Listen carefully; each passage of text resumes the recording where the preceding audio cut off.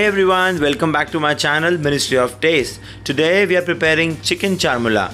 You know that I always love to give twist. So I have used the main ingredient, that is roasted cumin for chermoula, and added some different herbs in it. I am 110% sure that you will love the recipe. Do try and share your feedback on the comments below. So here we go, a box for my next marination. All the ingredients are there in this lovely box. Ta-da!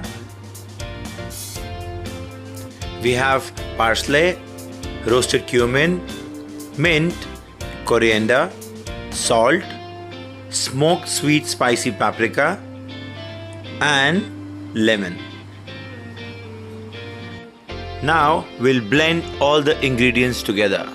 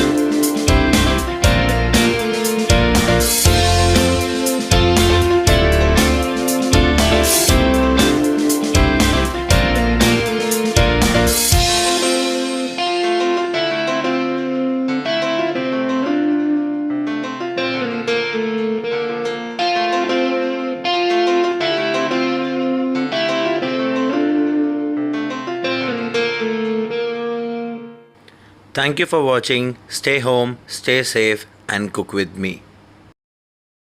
Drop it.